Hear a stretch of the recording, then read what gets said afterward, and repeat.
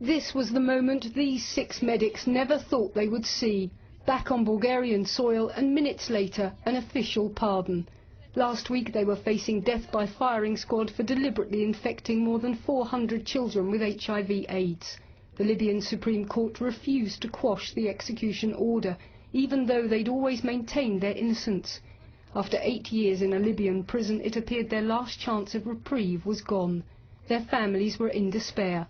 It was a very different picture today. Hey, here we are at Louis' Bar and Grill. Yep. Run by Jonathan Wesley today. And this just came out in the news. I was just really happy about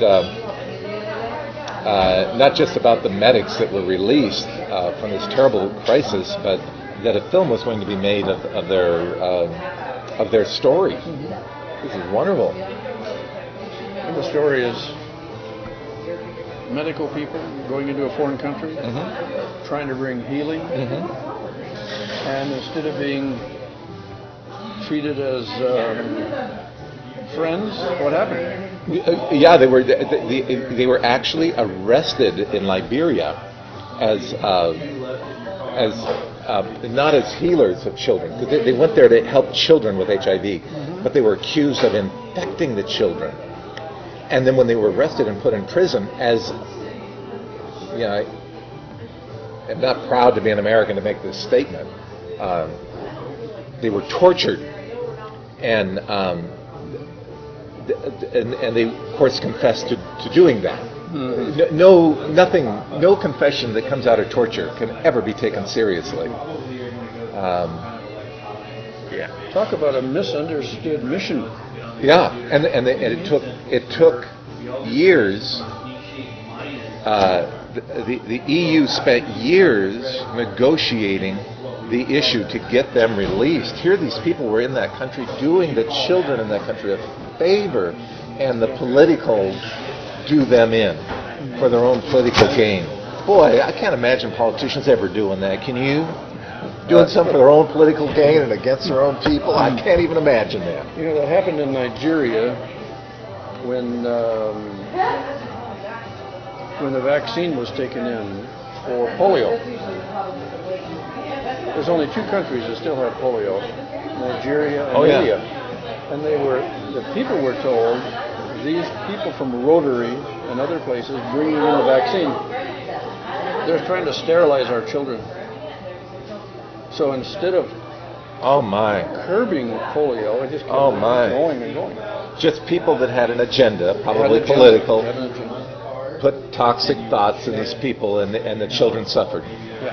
So rescuers are treated as oppressors. Yes. It reminds me of a sermon I read. I didn't hear it because it was preached 2,000 years ago, but you remember young Stephen? Stephen, they say he was the first martyr. Stephen was put on trial, and the only way he could get his message across was to come across very gently at first. And he says to the council, fathers and brothers, he responds to them that way. He says, we all know about Abraham, what a good man he was, and we remember Joseph, his grandson, great-grandson, and he said Joseph was really a redeemer, but his brothers hated him, and they had their own.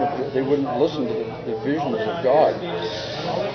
So Joseph gets in big trouble. Moses comes along, and Moses thought everyone would understand that he was the deliverer, but instead he gets persecuted. Talk about a messed up identity. And he ends up saying, and you've done the same thing, Jesus, the Messiah, comes along, and what do? You put him on a cross. I suppose it happens a lot, and storytelling is powerful. Yeah, it is. It's a powerful thing, and I hope in telling this story that justice, some sense of justice, and truth will be felt. And even in the story that you gave with Stephen, he was trying to get across a truth, something that was important to him, and he was given an opportunity. And I'm glad that these people now have an opportunity, Hollywood itself, to tell the story. Also, helps to awaken the world to this. It Yes. happens often, and it's happening right now with those Korean missionaries. Yeah. And hopefully this story will awaken people to become more aware of people going to other countries to help them and being falsely accused of something or being captured. And you know, I would view this as a God work where people go out and help little children, and particularly against HIV. This is what could be more compassionate and giving in terms of children than that. So 3 cheers for them, and we're glad that their story can be told, and we hope that it helps others to see the plight. Absolutely. Very good.